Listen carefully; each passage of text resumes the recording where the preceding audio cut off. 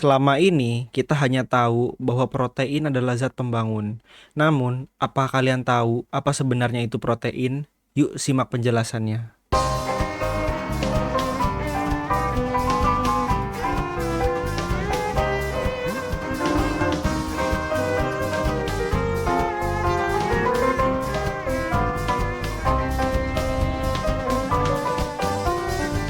Protein tersusun dari sesuatu yang disebut dengan asam amino.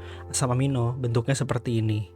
N, C, C di sini disebut dengan backbone. Semua asam amino memiliki bentuk backbone seperti ini. R di sini disebut dengan side chain. Disinilah tempat pembeda satu asam amino dengan asam amino lainnya. Ini adalah contoh 20 asam amino standar yang memang umum. Kita bisa lihat contoh gugus alanin. R di sini hanyalah CH3. Namun, pada gugus fenilalanin, R di sini mencakup CH2 dan gugus fenil. Disinilah bedanya. Asam amino terdiri dari dua jenis. Asam amino non-esensial atau yang bisa dibuat oleh tubuh sendiri, dan asam amino esensial atau yang tidak bisa dibuat oleh tubuh sendiri. Kita lihat lagi di sini. Ujung N atau N terminal di sini cenderung untuk membuat ion positif 1 dan ujung C atau C terminal di sini cenderung untuk membuat ion negatif 1.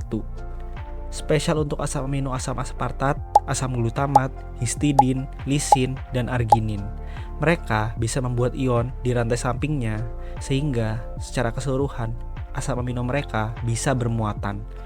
Perlu diingat konsep di fisika di mana benda yang bermuatan positif akan menarik benda yang bermuatan negatif, dan benda yang bermuatan negatif juga akan menarik benda bermuatan positif.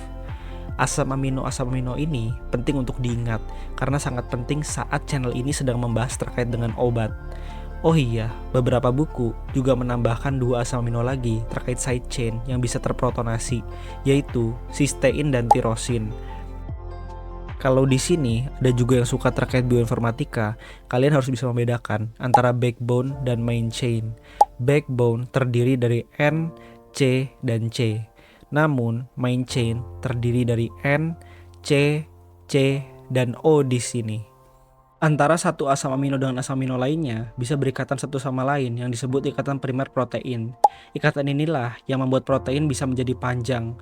Kalau ikatan primer ini hanya mengandung kurang dari 50 asam amino, biasanya disebut peptida. Kalau lebih dari 50 asam amino, biasanya disebut dengan protein. Kemudian, antara atom O di satu asam amino dengan H di asam amino lainnya juga bisa berikatan. Ikatan ini disebut dengan ikatan sekunder. Ikatan inilah yang membentuk bentuk alpha helix atau seperti tabung, atau beta sheet atau seperti lembaran-lembaran kertas. Bentuk seperti ini sangat penting untuk diingat karena kita akan nanti bahas prion yang sangat berhubungan dengan bentuk seperti ini.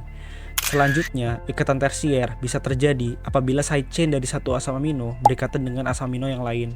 Contohnya, ikatan disulfida di mana ini adalah hasil ikatan tersier pada protein. Terakhir, untuk ikatan kuartener, mungkin akan kalian cover di video selanjutnya agar tidak terlalu panjang. Jadi, sekarang kalian sudah punya satu protein utuh dan tahu pembangun-pembangunnya. Di tubuh, protein-protein ini akan terbentuk setelah diperintah oleh DNA. DNA memerintahkan protein untuk berkumpul, membentuk hormon, enzim, anggota tubuh, dan lain-lain.